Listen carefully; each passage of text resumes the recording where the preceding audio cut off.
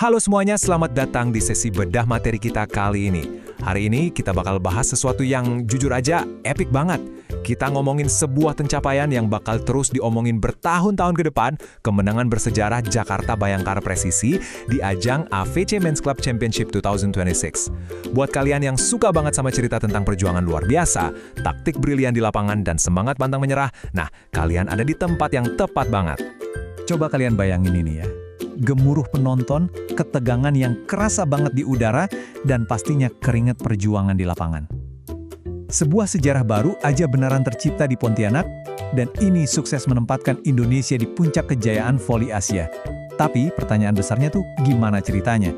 Gimana bisa skuad Bayangkara Presisi menaklukkan tim-tim raksasa dari seluruh penjuru Asia?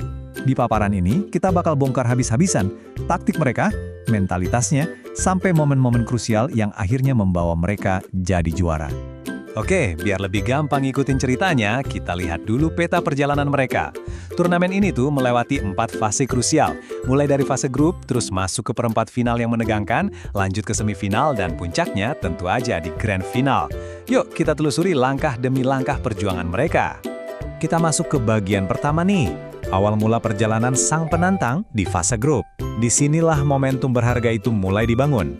Laga pembuka mereka itu ngelawan Shotgas Sports Club dari Irak. Dan tahu nggak, sejak peluit pertama berbunyi, Bayangkara Presisi langsung tancap gas. Mereka mendominasi penuh lewat permainan yang super cepat dan blok yang benar-benar solid. Serangan tajam dari para speaker kita tuh ibarat peluru yang nembus pertahanan Irak. Saking tajamnya, tim lawan sampai susah banget buat sekedar mengembangkan skema permainan mereka. Benar-benar awal yang sangat meyakinkan.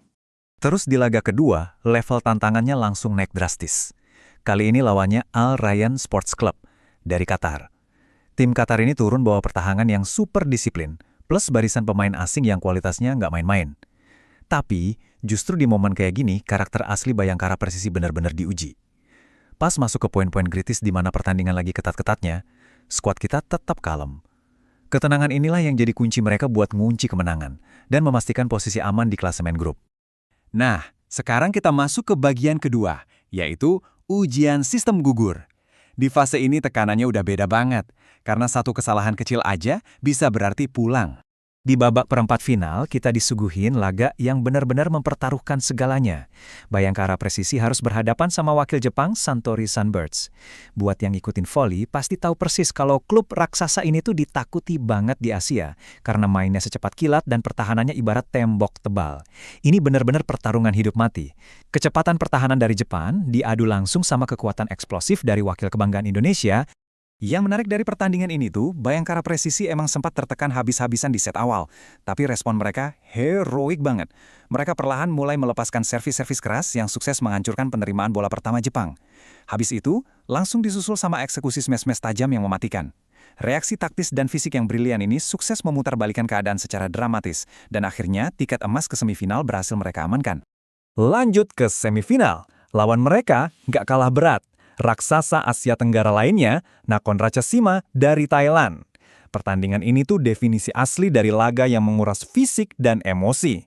Tim Thailand mainnya agresif banget, sampai memaksa terjadinya rally-rally panjang dan aksi saling kejar poin yang bikin jantungan. Tapi disinilah Bayangkara Presisi menunjukkan apa yang namanya mentalitas juara. Mereka tampil jauh lebih disiplin, terutama di poin-poin krusial pada akhir set. Kesalahan sekecil apapun dari lawan, langsung mereka hukum tanpa ampun. Sekarang, kita sampai di bagian ketiga, puncak dari segala ketegangan, laga final. Coba bayangin lagi atmosfer di Pontianak waktu itu. Energi dari ribuan penonton benar-benar bergemuruh di dalam arena, ngasih tekanan mental yang luar biasa berat buat tim tamu. Dan di seberang net, udah nunggu raksasa voli dari Timur Tengah, Fulat Sirjan Iranian. Tim dari Iran ini punya postur tubuh yang menjulang tinggi dan teknik tingkat dewa. Panggungnya udah benar-benar sempurna buat sebuah laga pembuktian yang epik. Begitu set pertama dimulai, kelihatan banget Bayangkara Presisi nggak ada gentar-gentarnya sama sekali.